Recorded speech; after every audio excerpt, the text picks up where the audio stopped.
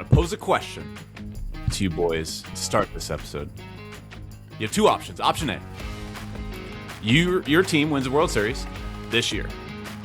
Hoist a trophy, celebrate. But the caveat is you never win another World Series again, or they never win another World Series in your lifetime. That's option A. Option B, you make the playoffs every single year for the rest of eternity. You might even get close to hoisting a trophy, but you never actually win it.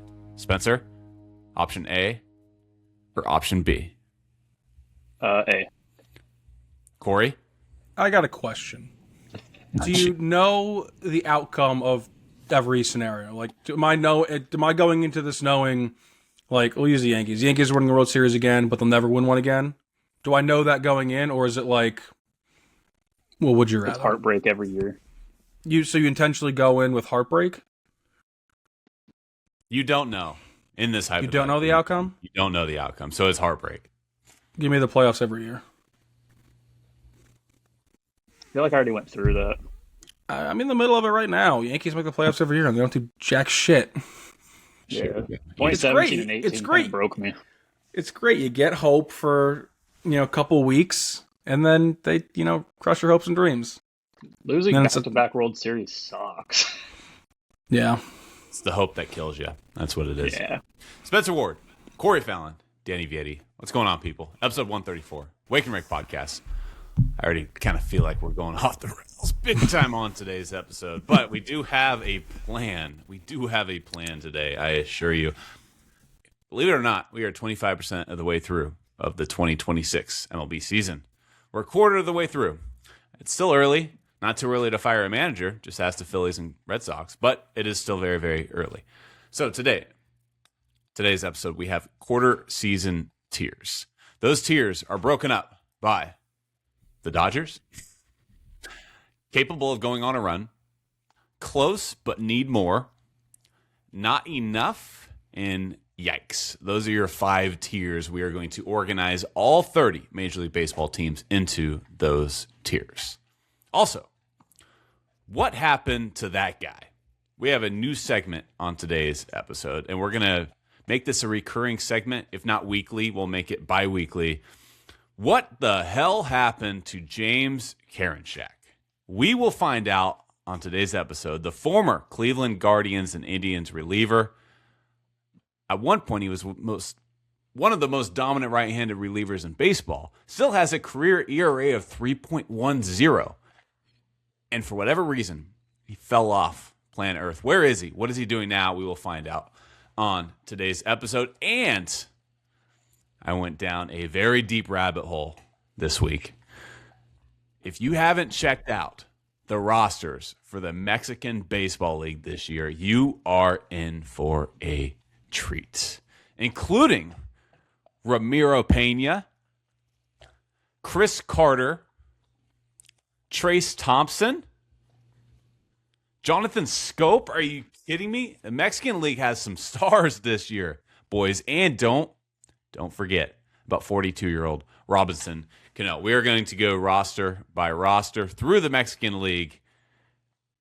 We're just going to be name dropping. Like, you ever play that game with your boys where you just kind of name random baseball players? That's basically what the Mexican League is this year. So we'll get there. But first, let's go through some headlines, because we do have some unfortunate news to start today's episode off with. And that is Tarik Skubal, unfortunately, underwent elbow surgery to remove loose bodies. Now, the timeline is still unclear. There was a report that came out today on Thursday that it could only take a month for Skubal to get back on the hill. It was only one loose body, which can we get a medical professional on here to please explain to us what is a loose body and who came up with that term? What does that mean? Anybody? Just one? I'm not even going to pretend I'm a doctor. I still don't get it. He only has one loose body, not multiple loose bodies, just one. His body has a loose body. But the body's hit the floor. Tarik Skubal will be on the shelf for at least a month, but again, indications is that he could return sooner. Now, the Tigers right now are in second place in the American League Central. Guardians are on top of that American League Central. Tigers at 18-20. On the road, they're only 6-14 this year. They've been atrocious on the road, 12-6 at home. Right behind them, Chicago White Sox, Kansas City Royals, and Minnesota Twins. So not having Tarik Skubal definitely going to hurt this squad. But again, we are very, very early. All indications are he could be back at the very latest August. I think the most important aspect of this Tarik Skubal injury, though, guys, is I want to look ahead at the 2027 free agent class. Because Skubal is the headliner. Skubal is the lone exception of a free agent class that leaves some to be desired, to be honest. So your number one free agent on the board coming up this offseason is Tarik Skubal. After that, Bo Bichette has a player option. We'll see if he exercises it. It kind of depends on how he performs this year. Following him is Jazz Chisholm of the Yankees, Freddie Peralta of the Mets, Trevor Rogers, Kevin Gausman, Nico Horner, Jesus Luzardo, Dalton Varsho, Chris Bubich, Seiya Suzuki. So some nice names, not too many superstar names, and that's going to impact the trade deadline this year too, because Skubal's not going to be on the market, barring a complete collapse from the Tigers. Bo Bichette, unlikely to be on the market because the Mets are going to be contenders. Jazz Chisholm, not going to be on the market. The Yankees are rolling. Freddie Peralta, Met. Baltimore Orioles, we'll see. They're expected to be contending for a playoff spot. Right now, they're falling short of that. Gausman of the Blue Jays, another team that's expected to be a contender. Not right now. Nico Horner of the Cubs. Cubs are rolling. Phillies are supposed to be in there with Luzardo. Blue Jays with Varsho. So Ian Happ, another one, Seiya Suzuki with the Cubs. So this year's trade deadline could be not quiet, but it could be lacking some serious star power because a lot of these names are on expected contending teams. So this Two of those guys signed extensions already too. Who is that? Nico and Luzardo. That's right. Luzardo signed a 5-year extension. Mm-hmm. And Nico Horner got a 6-year extension. That's right. This list is atrocious.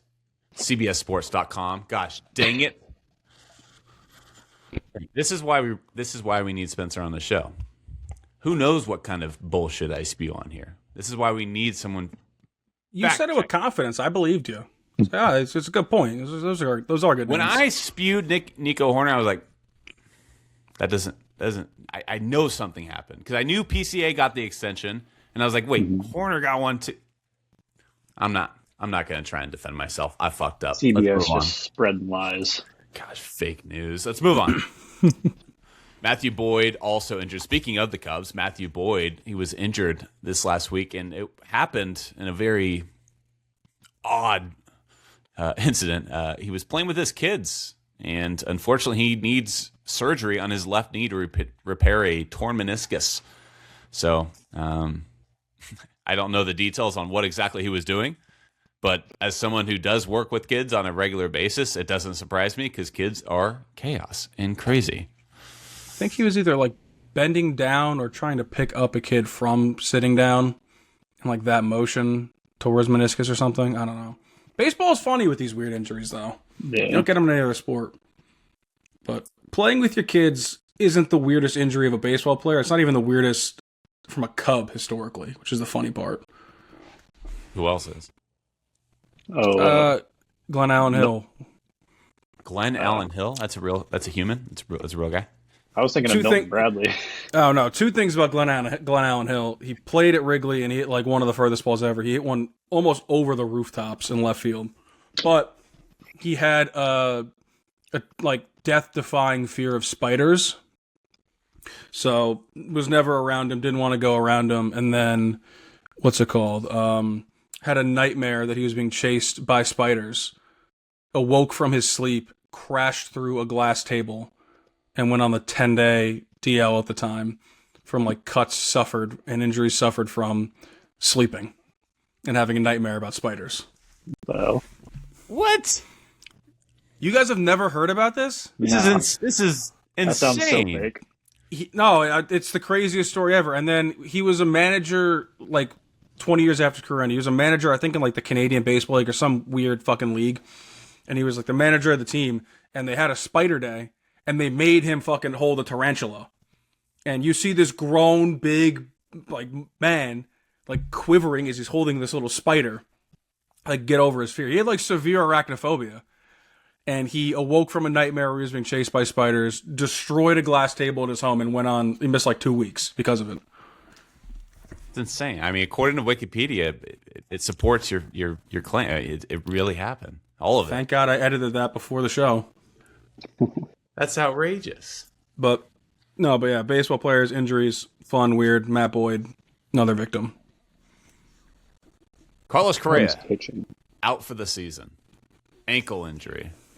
He's dealt with a lot of injuries since he signed that contract with Minnesota and he got traded over. We talked about, I think it was 3 episodes ago, kind of this being the end of the Astros dynasty, especially with the standings the way they are. I mean, Houston's in last place, 15-23. Injuries have racked up for that team. Fortunately for them, Yordan Alvarez is looking like an MVP type guy again. But with the exception of Alvarez, it's been a rough year for Houston. So Carlos Correa done for the season.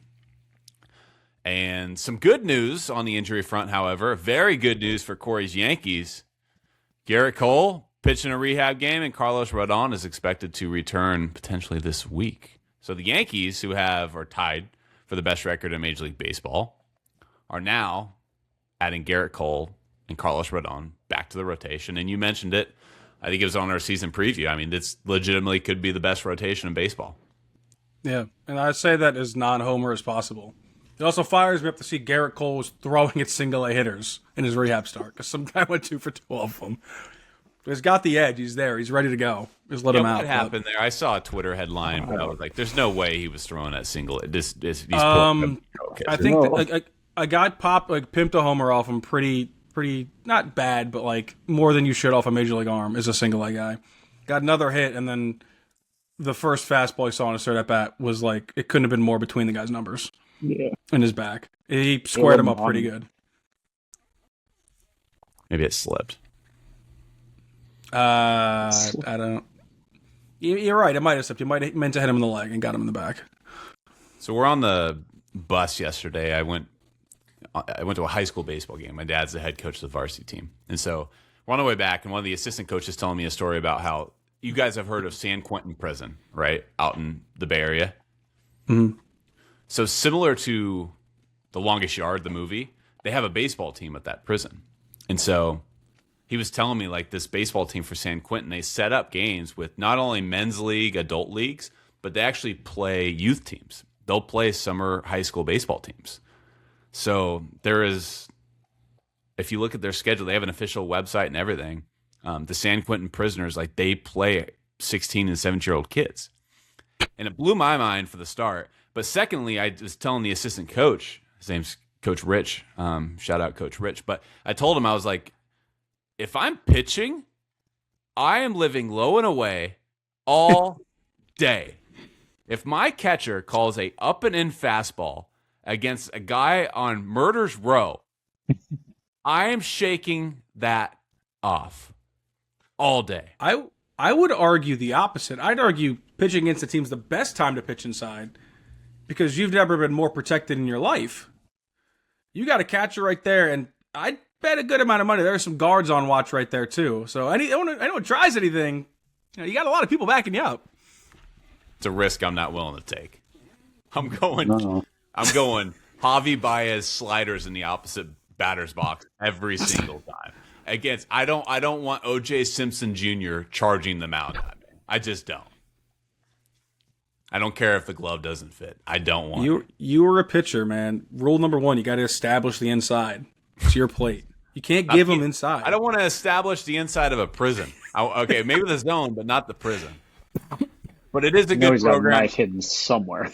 I joke about it. It is a great program. He was telling me a story of one alumni of the prison. He actually got signed to a I don't know if it was a major league. It was probably a minor league contract. He's no longer playing. He didn't end up making it to the big leagues, but he actually got out of prison, signed a minor league contract, played for a few years, and now he owns his own semi-truck company. Pretty great story. I'm going to dive in a little bit deeper on that story because it's pretty remarkable.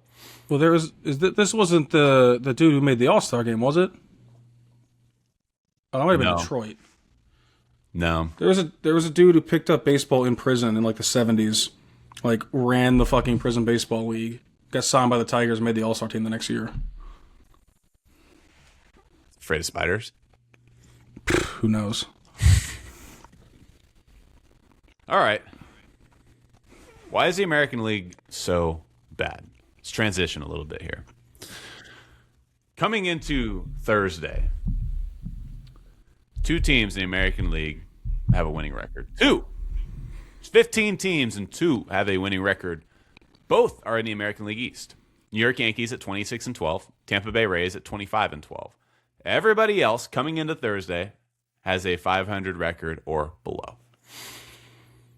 Look over at the National League side of things. National League Central has 5 teams over 500.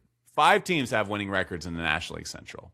So that NL Central division has more than double the amount of winning teams than the entire American League. Now, the big question now is, and Spencer, I'll toss it to you, is it that the American League this year is just super mid? Or is it so competitive that they're beating up on each other? I think it's a mixture. It's like some teams are underperforming quite a bit. Then you also got the teams that are kind of overperforming. Like the White Sox are like almost 500. The Rays, I don't think many people, the Rays are always going to Ray, but I don't think people would have thought they would have a winning record right now.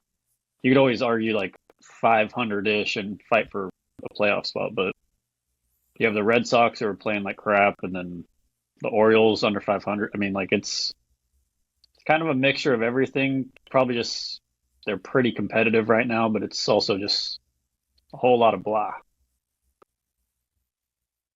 Corey, what do you think? I think it's the Dodgers' fault. I think because they're so good, all the National League teams are trying to stock up, and a lot of free agents are going to the National League side, making those teams better. But I think coming into today, like I think only 10 teams in general were over 500, like National League combined, or something like that. It wasn't even like close to half. So like a majority of the teams were either at or below 500, which isn't good for the league at all. It felt like very, very top heavy. So, you know, it is still early, so you never really know what's going on. But even more of a reason to not fire your manager 20 games into the season at Phillies, at Red Sox. Yeah, agreed. Blue Jays are hot now. Blue Jays were expected to be contenders. They've just been hit super hard by the injury bug. That's one team that should be over 500 on paper based on talent. Their injured list for the Blue Jays: Jose Barrios, Shane Bieber, Bowden Francis, Cody Ponce, Max Scherzer, Yimi Garcia. I mean, it's a laundry list of injured players for the Blue Jays, the defending American League champions. Not for long. American League Central, the Tigers were expected to be better than 18-20. That's where they stand. That's another team that should probably be expected to be a winning team.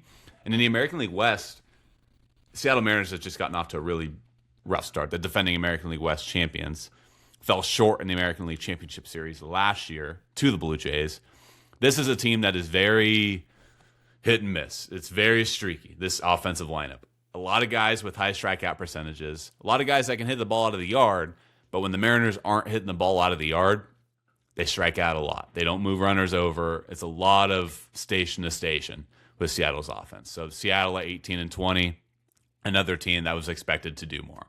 So it feels like a combination of teams underperforming in the American League, some teams, like Spencer said, like the White Sox, who are overperforming, and then that combined with a lot of injuries in the American. It feels like the American League teams have been hit, for whatever reason, a little bit harder by the injury bug than maybe some of the National League teams. I mean, the Dodgers are seemingly, mostly with the exception of like Blake Snell, Dodgers are seemingly at like full health, which is really odd because this team doesn't. They're usually trying to hit their stride come October. They don't even want to be healthy necessarily in May, but that's a team that's healthy. Padres are healthy. Cubs, healthy. Atlanta Braves, finally, mostly healthy. Starting rotation has been hit hard. But these teams in the National League, for whatever reason, have seemed to fly by with a little bit more health. in these American League teams. All right, gentlemen, we can move on. As Ozzy Osbourne once said, no more tears. I reject that statement. R.I.P. Ozzy Osbourne. We will be doing tiers. We will be doing team tiers. But first, we must catch our breath. Team tiers coming up next. Tiers, baby. Tiers. All right, let's just make things very, very clear to start. Dodgers are the best team in baseball on paper when healthy. There's no argument. I don't want to hear anybody say, oh, baseball, not only the best team. No, right now, if you're going to have a front runner, if you're going to have a favorite, the Dodgers are the best team in baseball. Barring Shohei Ohtani, you're thinking the Yankees, Corey. I know what you're thinking. Right now, Garrett Cole's not healthy yet. Carlos Rodon is not healthy yet. Right now, the Dodgers are a tier above everybody else. So, I'll give you the floor in one moment. My tiers here. I have the Dodgers on top. If you're not watching this on our YouTube channel, go download and subscribe, but I will explain it in detail as much as I can for our audio listeners. But our tiers that are listed and shown here on our YouTube page. Number one tier is the Dodgers. As I just explained, I believe they're the best team in baseball. There's a large, maybe not a large gap, but there's a gap in everybody else. Second tier, teams that I believe are capable of going on a run. Could be a postseason run, a deep postseason run, could be a championship run. Could beat the Dodgers in the postseason. Next tier below that, these teams are close, but they need to make some moves either via bringing a prospect up from the minor leagues or via the trade market to really solidify themselves and bump them up to the next level. Next tier, which is tier 4, not enough. Teams that I like but don't quite have the gumption that I'm looking for. And the last tier at the bottom is just a yikes category, which is teams that just don't have a whole lot of optimism heading their way. Corey, before I dive into my teams here, I will allow you, for a brief moment, before I mute you, why you believe the Dodgers are not head and shoulders above everybody else. I think in years past they would have. I think, starting to catch up with them a little bit, age for some of the players. Yeah, everything's clicking for them right now, but, as you said, as we touched on earlier, they're all healthy, they got no issues, they haven't really dealt with anything. I don't know. I just don't think that I think they're the contender in the NL. I just don't think we should put them on a pedestal just yet. I think the Braves are playing some really good ball right now. The Cubs are playing some good ball. The Yankees are playing good ball. I just don't think we should put them on a pedestal, again, a quarter way through the season. I think come World Series time, it could be a little different, for sure. Louis back here. Louis disagreed. Louis very much disagreed. You're embarking in the background. But it's all about pitching for me. And I know the Yankees are going to get Cole and Rodon back. When that happens, maybe I change my opinion. But as of right now, Ohtani is leading the National League in ERA. 0.97 earned average. Tyler Glasnow, unfortunately, dealt with an injury setback. He's got a 2.72 ERA. Yoshinobu Yamamoto, 3.09 ERA. Justin Robleski has a 1.25 ERA. I know he's not expected to be one of their guys, but Emmett Sheehan struggled a little bit. But rotations, they're going to get Blake Snell back too. I mean, as of right this second, it's the Dodgers and everybody else for me. Everyone's always said I'd take Justin Robleski over Cam Schlittler any day of the week. It's that simple. After the Dodgers, number one tier, we have teams that I believe are capable of going on a run. The aforementioned New York Yankees, tied for the best record in Major League Baseball. You just mentioned the Atlanta Braves. Atlanta Braves might be the biggest threat to the Dodgers in baseball because of that offense. Now, this offense for Atlanta is clicking on all cylinders, largely because of Drake Baldwin. This is a kid that, when he was brought up, there wasn't a whole lot of noise. They had Sean Murphy behind the dish. So they're like, okay, we're going to bring up Drake Baldwin. We'll see if he can get some play time, but there's a little bit of a stopgap there. He not only has won the starting job behind the dish for the Braves, Drake Baldwin has, over Sean Murphy, who Sean Murphy was an all-star, by the way, But Drake Baldwin now is a legitimate leadoff hitter for him. He's been hitting leadoff for him. And he's hitting the cover off the ball and has turned himself not just into an all-star player. He's arguably an MVP candidate at this juncture of the season. So the Braves, Albies is finally hitting the ball again. Matt Olson is looking like an MVP candidate. Michael Harris is back to being Michael Harris that we all know and love. And they've been able to get off to tied for the best record in baseball without Ronald Acuna Jr. really playing to his best of his abilities. They have been able to get to this point with Spencer Strider just now finally coming back into the fold. And they also started this season with Schwellenbach on the injured list, AJ Smith-Shaver on the injured list, Hurston Waldrop on the injured list. I want to say that Raisel Iglesias has dealt with some things as well. So, Braves are legit. And Corey, I think you are with me in that statement. I mean, we're talking about Drake Baldwin here. He's gonna take over the show. I mean, that kid's legit. So, and I feel like he's not like a superstar yet, but even if he was, he still flies so under the radar because nobody knows about him. Even though he won Rookie of the Year and he's off to another blazing start. So, I'm curious what his MVP odds are right now. He is the 10th best MVP odds right now, plus 4,500. Ohtani obviously is the front runner. I'll just read them off. Ohtani, Matt Olson, Corbin Carroll, Ellie De La Cruz, Juan Soto, Kyle Schwarber, Bryce Harper, James Wood. How does James Wood have better odds than Drake Baldwin right now? Good player, don't get me wrong. And then Ronald Acuna. Wow, he has the third best odds on his team. Ronald Acuna Jr. then Drake Baldwin. Not that betting odds say the whole story, but interesting. If I'm a bettor, I might sprinkle plus 4,500 on Drake Baldwin.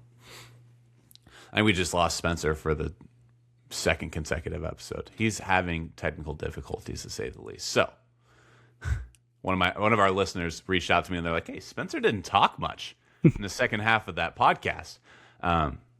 Yeah, he's dealing with some laptop issues, so we'll get him back if we can. We are officially starting the Get Spencer a New Laptop and Laptop Charger Fund. Yes. So Donate. by listening and subscribing and liking and all the things, you'll be helping us. So you are natural, sir. You are natural. If you'd like to help us keep it a 3-man show instead of a 2-man show and hear less of me, please like, subscribe, comments, rate, leave a review. Oh, all the things. Getting so good at this podcasting thing. Capable of going on a run, the Yankees, Braves. I am putting the Mariners in this category as well. I think, again, when this offense is clicking, they are dangerous. When they're not, their strikeout run. Padres, capable of going on a run. I say the Braves are possibly the biggest threat, but I think the Padres, if this makes any sense, are like the biggest thing standing in the way of the Dodgers because this is a legitimate rivalry at this point. And the Padres have beaten the Dodgers in the playoffs before, so they are no longer scared of Big Brother up north. This is a legitimate team that matches up well with the Dodgers. Along with the Padres, I have the Chicago Cubs, who have gotten off to a tremendous start, 26-12, tied with the Braves for best record in Major League Baseball. Everything's clicking for that offense. And I also threw in the Detroit Tigers in there with a caveat. It's if Tarik Skubal obviously is healthy.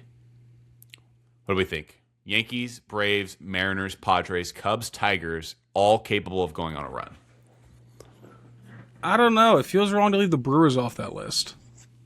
I feel like the Brewers are a team that they'll win a bad division, even though this division, everyone's about 500 now, but when law of averages equals everybody out, they'll get back to normal, the NL Central. I think the Brewers they're a good team. They got a lot of good pieces. They just got Jackson Chourio back, so they're going to start clicking a little bit more.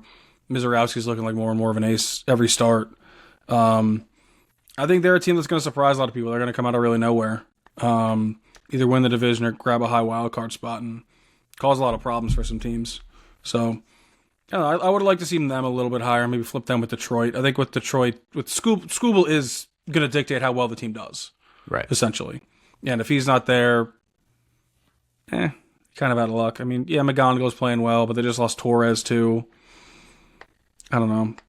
Torque's kind of playing all right, but I don't know. Detroit lives and dies with Skubal, and if the guy who gives them the best chance to win's out, till, was it August you said? I don't know if I like them as a team that's capable of making a run. Milwaukee, here's my reason for it, is 58 seasons in the franchise's history, 4 playoff series wins. 58 years that the Brewers have been in existence, and they've won 4 playoff series. They've made the playoffs many times. They've made the playoffs, let's see. Have they won a playoff series as a National League team? They have. They won a series last year. Oh, and then right, they won a series in 2018, wound up losing to the Dodgers in the NLCS. Right. Did they win that Niger Morgan series too? Was that a playoff series I'm thinking of? 2011, probably. Yeah, that walk-off up the middle against somebody. Yeah, they won a series in 2011. They won a series in 2018. They won a series in 2025. Before that, they won one round, which was the NLCS. They won the pennant in 1982. Other than that, American League pennant. American League, you're right. Apologies. Yeah. Until I see it in the postseason, I don't trust the Brewers. I think they can make a run. I don't think they will, but I think they're capable. I think they're more in the category to make a run as opposed to close need more. Great transition. Teams that I believe are close, but they need to make a move. They need to make an addition. They are one offensive or pitching piece away from being a contender. We'll start it off. Tampa Bay Rays, fun ball club. If you're looking for some small ball, if you're looking for some speed, sacrifice bunts, it's like looking back in time at the 1990s.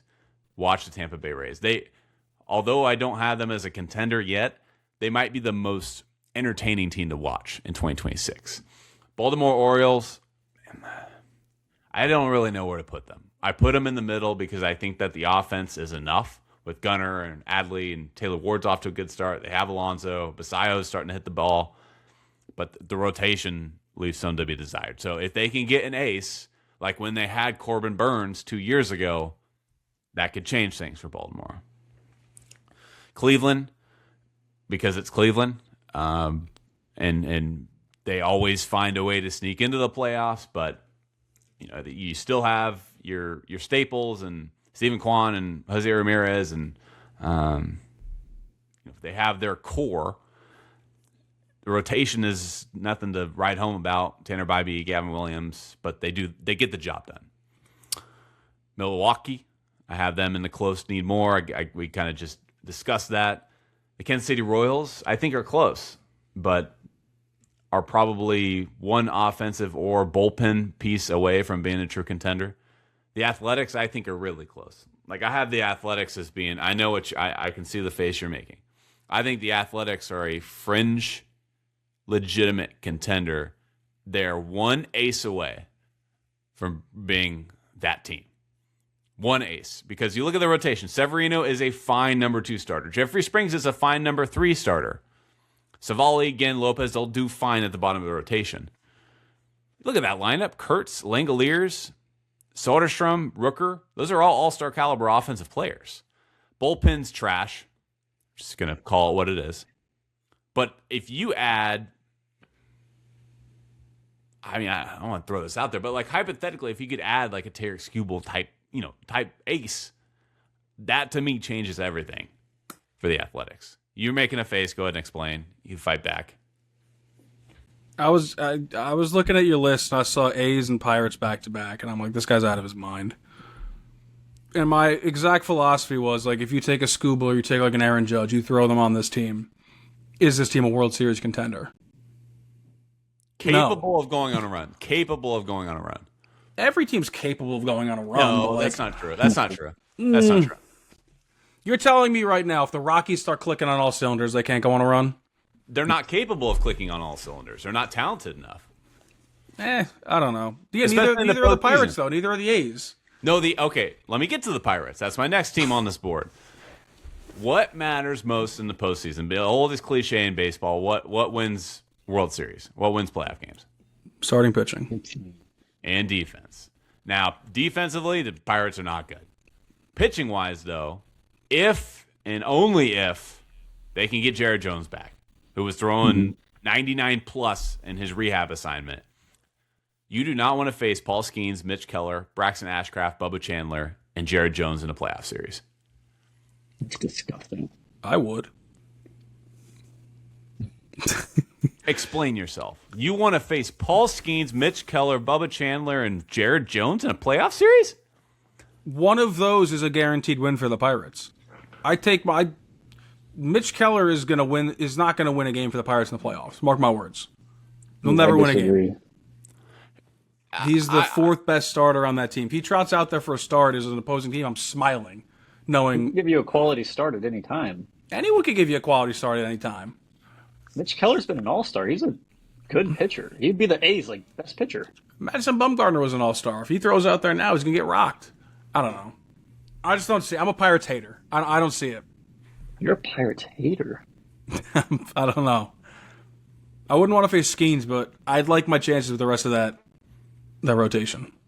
Can I just go through their numbers real quick? So Mitch Keller this year, 3-1, 2.85 ERA. Braxton Ashcraft, 1-2 with a 3.02 ERA. Bubba Chandler, unfortunately, has a little bit of a walk issue right now. 4.76 ERA. And then you got Jared Jones coming back. How many games has Mitch Keller started this year? 7. He's toed the slab every time he's been asked. And he makes every start every year. Underrated pitcher. He's not what he used to be, but this happened last year. He got off to a great start. Yeah. Sub-3 ERA, and then when the innings caught up to him, he fell apart. Which is what's going to happen this year. I think if they do make the playoffs, I don't think he starts a game for them. Yeah. He might get also in the playoffs, though, the starts can shrink. He can only need to go 4 innings, and then you can back him with Braxton Ashcraft or whoever. Yeah. In the playoffs, it's all about stuff matters. Look at the strikeout per nines. Skeens is 9.9 strikeout per 9. Ashcraft is they all throw 100. 9.7. I didn't even mention. I don't even know how to pronounce his name. Carmen Ledzinski. Majinski. He's got a 10.6 strikeout per 9. So that's he was stuff. on my breakout list. Is that right? Yeah. Well, he's breaking out. He's 4.76 ERA. Strikeout wise, he strikes out everyone. 40 strikeouts in 34 innings. So look, pitching and defense, man. If again, defensively they're not great, but if you can add a bat to this Pittsburgh lineup, a legitimate bat, I don't want to face Pittsburgh in the playoffs. If that rotation gets hot, you can see a San Francisco Giants 2014 run. So you're telling me that the Pirates right now, if you add a legit bat at the deadline, for all argument, who's the best bat that's going to be available at the deadline this year? Let's say Bichette or Jazz Chisholm or somebody of that caliber. You add them on the Pirates. They're beating the Dodgers in the NLCS. If that rotation is capable of shutting down a Dodgers offense, yes. You are out of your mind. I don't totally disagree though. The Dodgers bats can go cold. It's a deep lineup, but But you can make that case about any team though, that the bats can go cold. Yeah. I would take That's the point though. It's the playoffs. The best pitching versus the best. Yeah, but a 7-game series, you're going to trust Freddie Freeman, Mookie Betts, Shohei, Max Muncy, and Will Smith as opposed to Ryan O'Hearn and Brandon Lau and Spencer. The whole crux of the argument though. It's about starting pitching. And look, the Dodgers are just as dominant starting pitching wise. Mm-hmm. But I think the Pirates are capable of going. That's the whole point of this category. They are capable of going on a run. No, I don't think every team is capable. You need stuff, strikeout stuff, and talent to be able to go on a run. Pirates have it starting rotation wise. I agree offensively, not where you want it to be. But if you add a bat to that lineup, I'm trying to get trade. I'm trying to think of what bat they could add, but it's Duran Duran maybe of the Red Sox. It's probably not enough to move. It's not enough to move the needle. Yeah. No, but that's something. That's a top of the order bat for them. And then Connor Griffin's been turning it on of late. He's eventually going to turn into a stud. Maybe it's not this year. He could be their number 2 hitter by the end of the year. What if the Pirates traded for Mike Trout? Oh my god! Why can't they trade for Sean Murphy from the Braves? Again, just not enough to move the needle. But I like the fit. No, but it's an upgrade. Like It is an upgrade. Yeah. Let me finish my list. Rangers, close but need more. Phillies, old but probably need a bullpen arm. The Mets, they are playing better baseball now. I think they've won like 7 of their last 10. But they still need a starting rotation piece. Toronto Blue Jays, I think by need more, I actually mean just need health. If they can get healthy, I think they'll be fine. And then the Cincinnati Reds, probably a bat away from being a contender in the playoffs. You hate my list. I can see that. I said no such thing. Not enough. Teams that I think just don't quite have enough. They're not one piece away. They're probably 5 to 6 pieces away, and they're not going to get 5 to 6 pieces. The Miami Marlins, the St. Louis Cardinals, Colorado Rockies. Shout out Rockies. You're playing better. The Boston Red Sox, the San Francisco Giants, the Arizona Diamondbacks, and the Chicago White Sox. And then my final category, which is a yikes category, Houston Astros, Los Angeles Angels, Minnesota Twins, and Washington Nationals. Pushback? I don't think the Pirates got it. I'm stuck on Pirates adding a bat, and We can dive in more. That's fine. We don't have to move on yet. Let's talk Pirates. We talk spiders. We can talk Pirates. I just don't see it. I don't. I don't. I think they're a couple moves away. I don't think they're one.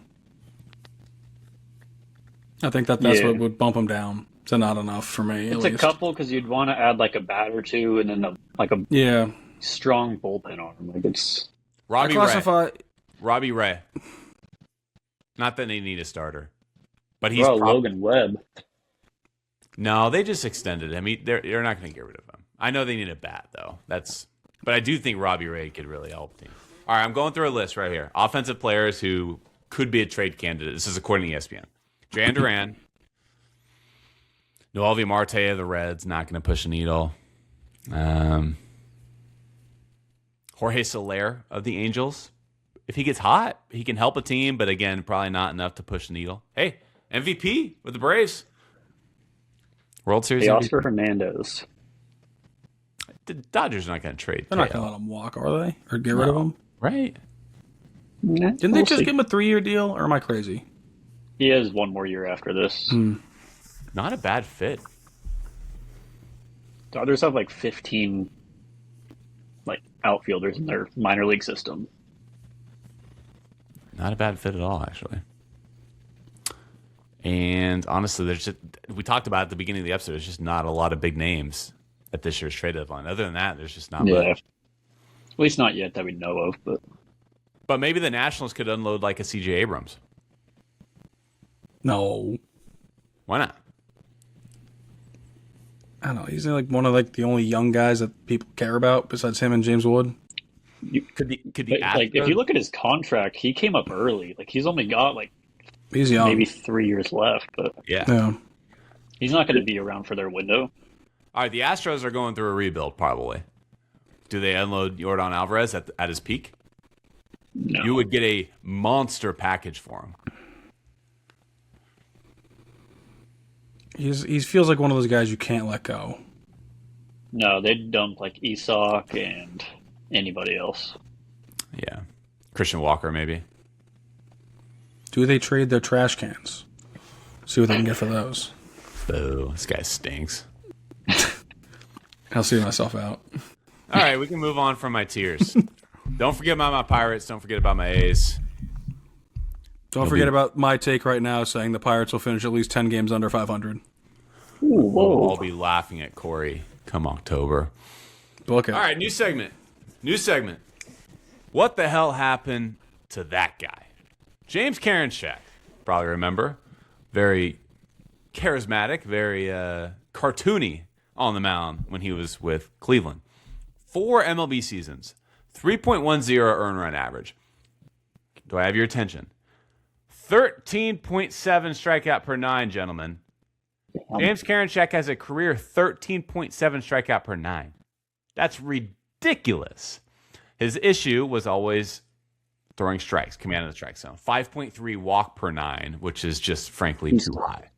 Now in the postseason, Karinchak, 5 games, 1.80 earned run average, 6 strikeouts, and 5 innings pitched. So he's a good postseason arm.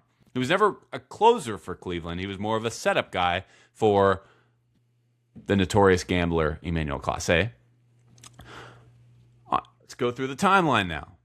Karinchak, who was rolling with Cleveland, he agreed to a $1.9 million contract to avoid arbitration before the 2024 season, and that's where things get weird. He didn't pitch at all that season for Cleveland or for anybody that year. He dealt with some injuries.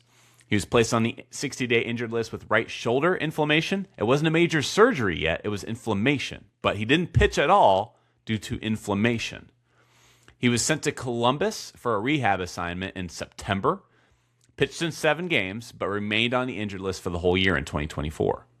He was outrighted off the Guardians roster in November of 2024. This is a guy, pull up numbers. In 2023, before he signed that deal to avoid the arbitration, he had 3.23 ERA and a strikeout per 9 of 12. And he's only 27 at this point, too, by the way, gentlemen. And then all of a sudden next year he deals with inflammation, and then he's outrighted 2 months later after his rehab assignment. He rejected that assignment and elected free agency. Now fast forward to January 2025. Karinchak signed a minor league contract with the Chicago White Sox. And you're thinking, oh, well, he dealt with arm injuries. He probably shat the bed in the minor. No. 3-1 with a 2.45 earned run average, 34 strikeouts and 2 saves across 29 and a third innings pitched. And then the White Sox released him in June. Getting to the end here, fellas. Stick with me.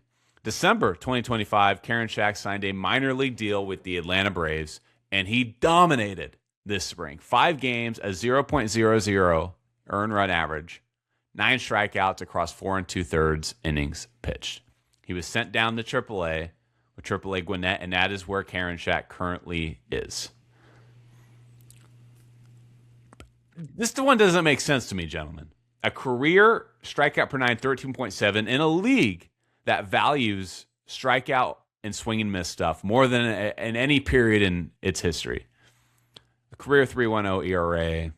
Yes, again, the walks are high, but has dominated wherever he's gone. At the MLB level, at the AAA level, his rehab assignments, the spring training level, and he has not been given another MLB opportunity.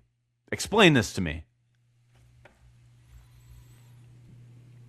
I thought him and Clase were going to be the next dynamic duo when they first came up. I remember seeing them in a postseason series against the Yankees and being like, we're going to be in trouble for a while.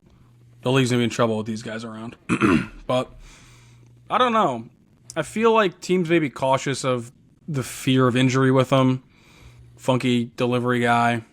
Don't always have the greatest success with arm health. And then, I mean, you take the walks out of it, he's still getting guys out and not letting guys score.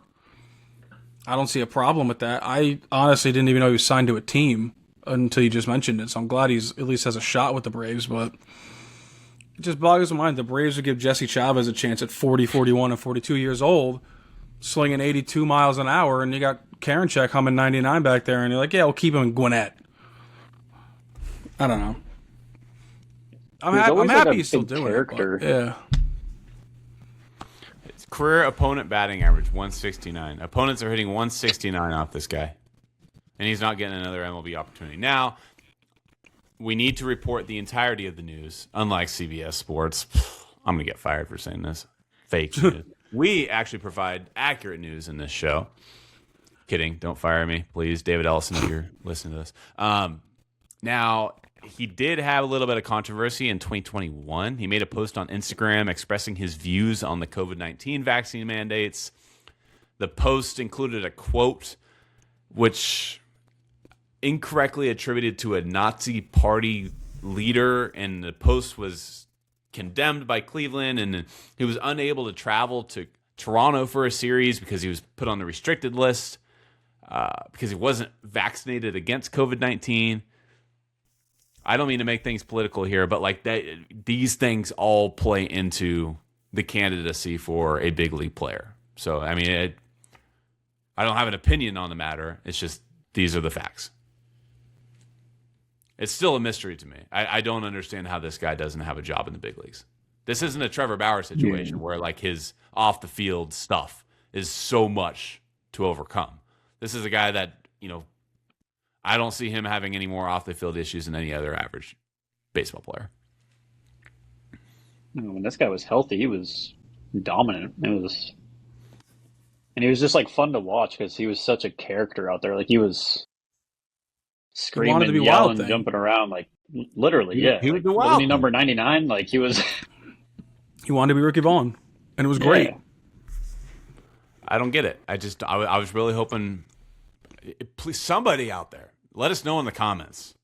Why is James Karinchak not in the big leagues right now? Yeah, because he's I'd like to see him get another chance. Like he's only 28, 27. He said he's 30-ish. He's 30 now. Ooh, he's unk. But hey, 2.16 ERA this season across 13 games. 21 strikeouts in 16 innings for AAA Gwinnett. You tell me the Braves can't use him in the pen? They got to free up a spot for Jesse Chavez, man. He's coming back again. I don't get it. All right. Let's move on to our final segment. Let me give you a few weird stats of the week because I have a feeling things are going to get crazy when we start talking Mexican League. Okay. Cool. Let's see. Wacky stats. Weird stats of the week. Fernando Tatis Jr. has the fourth best hard hit percentage, 59.0%, but is one of 8 qualified players with 0 home runs this season. Excuse me. Tatis still hasn't hit a home run. That's a remarkable stat in and of itself. Munetaka Murakami, has the highest whiff percentage in Major League Baseball, 43.7%. But he also leads Major League Baseball in home runs, and he has the highest hard hit percentage in Major League Baseball at 63.6. So, yeah, we're probably looking at, according to those numbers, the next Joey Gallo, Adam Dunn, Mark Reynolds. And perhaps the best one that I found this last week is that Luis Ariz, yes, his strikeout percentage is incredible. Yes, the fact that he's all of a sudden become one of the best defenders in baseball after being one of the worst defenders early on in his career. That's remarkable as well. But the stat that sticks out to me is the fact that he leads Major League Baseball with a 41.4% squared up percentage. When you square up a ball, that typically means you're hitting the ball hard. He has a 0% barrel percentage. 41.4 squared up percent. I know.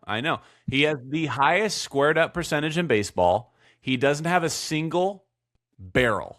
That was according to Baseball Savant. Now, barrel's what? 95 mile an hour exit velo? I'm glad you asked. That's a hard hit ball, yeah. Barrels are determined by the exit velocity, and launch angle has something to do with it as well. It all depends on the hit. Like the minimum exit velocity, it's determined upon what the launch angle is. It all plays a part. So like the minimum exit velocity for a launch angle of X needs to be 95 and more, whereas the exit velocity with a launch angle of Y needs to be 94. It's like a whole calculated algorithm kind of thing. But just on the surface, 41.4% squared up percentage, best in baseball, not a single barrel. He's the only player in baseball that doesn't have a barrel, by the way. Luis Ariz. Food for thought. Now, last week... Chandler Simpson's got a barrel? That's crazy. Sure does. Of course he does. Last week, Iggy and Corey provided some weird stats of their own. Do we have anything this week? I can give you 2. I can give you 1. It's funny enough on Murakami. I think his biggest question mark coming into the year was how he would handle velocity, especially higher velocity in Major League Baseball. And I believe I don't have the number in front of me, but I believe he's the only player with either multiple or 3 homers against pitches of 98 miles an hour or more. And no other player in baseball has more than 1. Interesting. Yeah. It was first double. Barely. Snuck that thing fair down the line. Yeah, for a while he was, 14 singles, 14 homers, yeah. and then just dunked a double in. That's phenomenal. That's so good. We need players like that in the league. Adam Dunn. Dude, I miss Adam Dunn. For real. For whatever reason, Adam Dunn was like glorified, but people hated Joey Gallo. And Joey Gallo actually played good defense. Neither did Adam Dunn. Adam Dunn had like statistically the worst defensive season for an outfielder in like baseball history. No, that's what I'm saying. He said, and Joey Gallo was good defensively. I thought you said he wasn't. I was about to be like, he was great defensively. I heard that wrong. He hit $180 and 40 home runs. Adam Dunn was terrible defensively. Hit $180, 40 home runs. Just looks like a slow pitch softball. Adam Dunn was a massive human. Adam Dunn, my favorite thing about Adam Dunn was MLB The Show. He was a large human, but like his head didn't even fit on the screen. So like you would be batting with Adam Dunn on MLB The Show, and his head would be off the screen. He was that large. He had one more stat, Corey. What was it? No, that was it. I had one. Oh, he lies. More fake news. He said, I have a couple stats for you. He gives us one. Surprised it's not about Spencer Jones. Golly. Hey, Yankees getting better. That's why they should be at the top tier of the Dodgers. But no, I think if you want to go stats, Spencer Jones's stats in the minor leagues before getting called up compared to Aaron Judge's are like almost identical. Call-up age is though. I saw him at spring training this year, and I was I was sitting on the third base side, so I could see because he's a lefty, I could see his stance. It looks so uncomfortable. It does. It does not look normal, but it works. It looks like it's like spinning in his head. He's like, okay, lift, step, like swing. Like it looks doesn't look natural. I think he had to simplify because he's such a big guy that you try to do normal things against 98, your mechanics just break down naturally. Like you simplify it enough where like you can just plant your back foot and then kind of just tap your foot, and then you can just throw your hands at his size. I saw him hit a ball, Oppo, went like 430 or something against the Phillies, and it was a rocket, and he hit the shit out of the ball. And I'm like, how does he do this? It doesn't look normal. I don't know. He's a large dude. Yankees love big players. It literally looks like that kid you'd see at fucking Little League baseball tryouts whose dad never played baseball, but he saw every instructional thing on YouTube. And he would just do all the things in his, like, at the stance that you'd see, like, mechanically. It looks like that, but it works. I don't know. How well-versed are you in Mexican baseball this year? Justin Turner. Yes. Name one Mexican baseball player. Corey, go. I'll cheat. Ramiro Pena. Mexican League baseball player, not a Mexican player. Mexican League. I'll cheat and say Ramiro Pena. Give me one more. Chris Carter.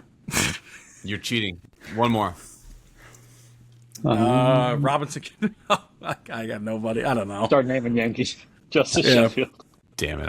It wouldn't shock me if he's there. Justice Sheffield. Yes, he is. He is on this list. Dude, he was supposed to be him. He was. Well, he was on the list, so I also cheated. All right, here's the deal. I'm going to roll through this list. If you have something to say about one of these players, stop and speak. All right. Mexican League players here in 2026. These are straight nostalgia. Omar Narvaez, former All-Star. He is playing for the Sultanes. Sultanes de Monterrey. They have Omar Narvaez, Ramiro Pena at 40 years old. Oh, yeah. World Series champion. Raimel Tapia, Colorado Rocky legend, and Justice Sheffield. Tapia was like, I think he hit 290 one year. It was the Rockies at Coors Field. Was he in Major League Baseball last year? No, I don't think so. See, Tapia last played in the big leagues in 2023. Yeah. He was a solid player for a few years. He hit, it is a 2020 season. He hit 320 in that 2020 season. Again, condensed 51 games. But he hit 321. He almost won a batting title. That's crazy. But we all know about 2020. Okay, the Toros de Tijuana. Franchi Cordero. Red Sox fans, where you at? Yankee fans, where you at? Wilmer Flores, Luis Guillorme, Hernan Perez, and Justin Turner at 41 years old. Oh, my goat. If you find yourself in Tijuana, I'm surprised Turner's not hanging him up. Why even go one more year at 41? Loves to ball. Loves the game. Charros de Jalisco. Willie Calhoun, Kyle Garlick, Billy Hamilton's still doing it, gentlemen. Billy Hamilton's still Two doing it. Dodgers legends right there, Kyle Garlick and Willie Calhoun. Jared Walsh, former MLB All-Star. Oh, shit. Wow. The Angels. Yes. Wow. I want to say Walsh, he hit 35 home runs one year with the did. Angels. Yeah. Nah, it was 29. It was 29. I overdid it. Oh, I thought it was like 35. He had 29 like 2018? home runs, 98 RBIs. He just missed the mark of the triple digits. But he was an all-star Damn. that year. I think it was that season, but it felt like every goddamn night, either Cole Calhoun or Jared Walsh were hitting a home run for the Angels. Yeah. On cue. I'd turn on some show and watch highlights and be like, oh, Cole Calhoun hit his 18th homer. Next night, Jared Walsh has a 3-homer game. Zach Plesac is also on that team. Oh, God. Oof. Tecolotes de los Dos Laredos. Be impressed by my accent. J.D. Davis, Giants legend. Trace Thompson, Klay Thompson's brother. And, dude, Trace Thompson had one amazing year with the Dodgers and then just kind of, like, didn't do anything else after that. Austin Adams, which, fun fact about him, he's, like, one of the all-time hit-by-batter. Spence, who we got? I got Trace Thompson up there. Oh, you got Trace Thompson card behind you? Yeah. Trace Thompson was my guy. Mexican League Trace Thompson back there? Dude, I loved him so much on the Dodgers. That was my dude. His Anyone's 3-homer got a- game against the D-backs and Mad Bum. Oh, my God. If anyone's got a Mexican League Connect, we need a Trace Thompson jersey for Spencer here. I will wear that proudly. Trace Thompson is a career 212 batting average, 711 OPS, but It's a in bombs. 2022 with the Dodgers, 74 games at a 901 OPS, 13 home runs in 74 games. I mean, he just went Dude, off. he was gross. It's nuts. Never forget. So J.D. Davis, Trace Thompson, Austin Adams, and then Daniel Mengden for athletic fans. He's also on that team. Caliente de Durango, David VR, Jonathan VR, former. I think VR was definitely an all-star at one point in his career, right? With the Orioles, Brewers. I think so, yeah. Has to be. Let's see. No, he wasn't actually. He led the league in stolen bases. Led the league in 2016. steals, Yeah, 62. That's a lot. That was before the stolen base rules too, and that's impressive. Jonathan VR, Ojo Salmer Despaigne, Hansel Robles, also part of that team. Algo Donero, this one's gonna take it out of me. Algo Doneros de Union Laguna. I just have to find my Latin flair. Didi Gregorius, at 36 years old, is still lacing it up. The king, Sir Didi. Emmanuel Rivera, Fernando Abad, Erasmo Ramirez, and Tuki Toussaint. One of my favorite. Tuki Toussaint still doing it? He's still doing it. One of my favorite like, names. 3 or 4 years, he was posed as the best pitching prospect in the history of baseball. Yeah. It was always next year's going to be his year. This year could be it. For what team's he playing for? You're gonna make. Oh, me you're do going to make him this say that again? Aljo Doneros de Union Laguna. Couldn't have said it better myself. You're just fucking with me now. All right, Dorados de Chihuahua. Jonathan Scope, former All-Star for sure. Andrelton Simmons, one of the best defensive players in the modern game. Juan Yepes, former Cardinal, and Gabriel Ulloa. Wow. Yepes had some promise for a while. Yeah. Saraperos de Saltillo. Chris Carter is still My playing Fucking baseball. that Chris dude, Carter, I think he's got 500 professional home runs. That's not a joke. Minors, has to. no, it's like minors, majors, and Mexican League. I can find it. Yeah, What look was this his up. most in the bigs? Like 42? He or- led Major League Baseball with like 40, I think, with Milwaukee. I think like back-to-back 40s. 514 career home runs. 514. Because he Jesus led Christ. Major League Baseball with the Brewers with Yep. like 40 something. 41. The Yankees picked him up the next year. and I was like, "Holy shit, we're set." We're gonna win it all. Yeah. I think they released him after like 70 games, and he never made it back to the big leagues. And he has, I gotta pull up his stats, lifetime, because he has, 514 home runs? Yes. Yeah. This guy's been playing professional baseball since 2005. And he's only 20, he's not. He's 39 now. 39. He was only 20-something? I spoke too fast. He's only 25. No, he's played 2,157 career games, 514 home runs, 2,500 strikeouts. That's Jesus Christ. A lot. But he's never struck out. He hit a ball at the Oakland Coliseum that was by far the farthest ball I've ever seen in that stadium. It was above the press box area in left center. You know how the press box in center field was like across. He hit it like not two sections, but like sections, like two sections above that in left center. It was ridiculous. He's on my, if I could make like my all-time home run derby of 8 players, he's up there. He had the most effortless power I've ever seen. Yeah. If he made contact, which is a big if, he would just flip the ball out of play. I remember when he was the Brewers, he hit a ball against Houston. Maybe it was with the Yankees. I don't know. At some point, he parked one like over the tracks, pulled like a low and away slider with one hand off like the end of the bat, and just poked it out.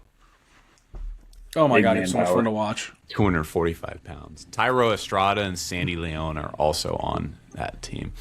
The Bravos de Leon, Robert Gesellman is on that team. Diablos Rojos de Mexico. Franklin Barreto, former number 1 overall prospect with the Athletics. He was a big trade piece over to the Angels. I don't remember what that trade was, but he never panned out with the Angels. I'm trying to think of what that trade was. It would have been an interdivision trade. It was Angels-A's, which is odd. You don't see teams within the division usually trade. Oh, wow. It was Tommy LaStella. It's not a huge trade, but he was a former top prospect in the A's organization. Robinson Cano at 43 years old is still lacing him up. How about this one, gentlemen? Michael Franco. Yeah. Don't think he was quite an all-star, but yeah, he was top prospect with the Phillies. Jose Marmolejos. I always had to have him on here. He was always one of my favorite names. John Singleton, formerly with the Astros. Shane Green is still doing it on the mound. He was an all-star with the Detroit Tigers long ago as a reliever, back when the Tigers were really, really bad. And James Caprillion, former Athletic. El Aguila de Veracruz, Jake Cave, and this one's going to open some ears. Denelson Lamet. Yo. Dodgers legend. Did he ever suit up for the Dodgers? I think he threw like 2 innings. He was he finished 4th in Cy Young voting in 2020. Condensed season, but he had 93 strikeouts in 69 innings that year. And that was when the Padres were like surging. It's like, oh, here come the Padres, and this was supposed to be a guy for them. Denelson versus the Dodgers was insane. Like, he was a dude I was like generally scared of. I was like, how are we gonna hit this dude? He was unbelievable that year. He was. Who was the dude the Padres had, a position player, came out of fucking nowhere in like the early 2020s, or maybe a little earlier, hit like 30 homers his first year, hit like 26 his next, and then fell off the face of the earth. The Padres? Yeah. What year? Give me years. Like 2018, 2019. His first name would have been like... Talking about Austin Hedges? No. It was a Christian something. Christian. Oh, what's his name? Hunter Renfroe had some good years. Christian Villanueva. No idea. Yes. Oh my God. Whatever happened to that guy? Yeah. He had 20 home runs. Like third baseman. Yeah. He came up at like 8 home runs his first like month. Like finished with what, like 28 or something? Yeah, dude, it's weird. He had 20 home runs in 110 games in 2018. He never saw the big league field ever again. That's what I'm saying. He had like one really, really good year, or 2 good years, and disappeared. Maybe he'll be on next week's segment of where the hell did that guy, or what the hell happened to that guy. Start digging. He's in the Mexican. He's in the Mexican League. Is he? He's on Saparelos de Solito. Woof. One more time. Remember when I told you were really de getting a grasp of this podcasting thing? I take that back. That's mean. Guerreros de Oaxaca. Alexia Marisa. Aristides Aquino. Remember him with the Reds? Yeah. I mean, how many home runs did that guy hit his first year with the Reds? So many. 19 home runs in 56 games his rookie year with the Reds. That's insane. Wasted such a good nickname on him.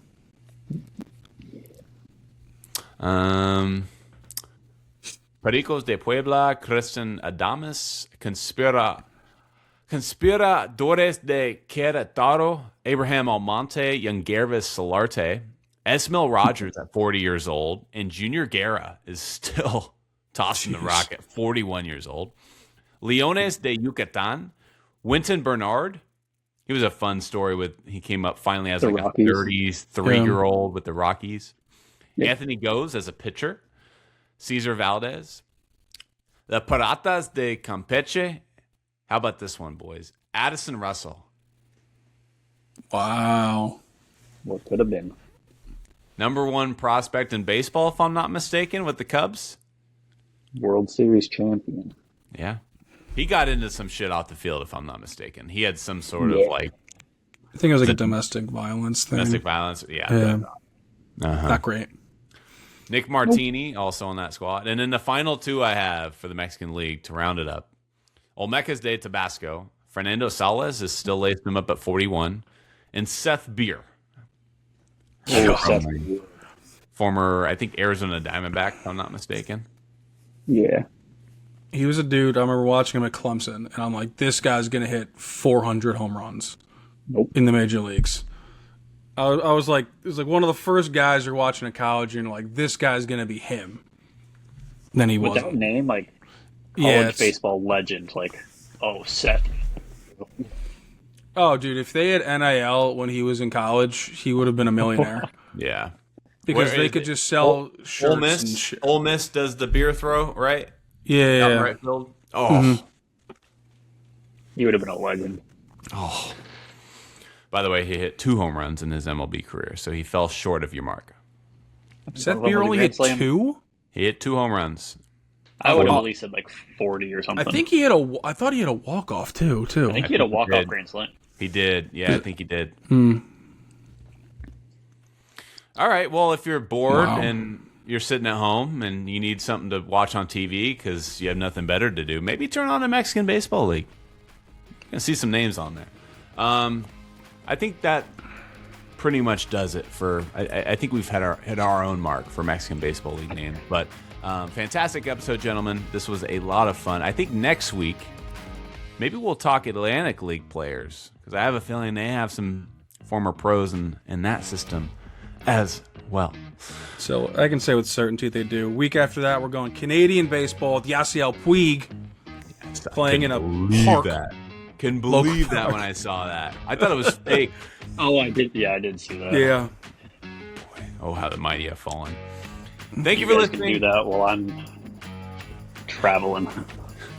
Thank you for listening. You don't want to interrupt your honeymoon to talk Canadian baseball or independent league baseball. That. Spencer, congratulations to you.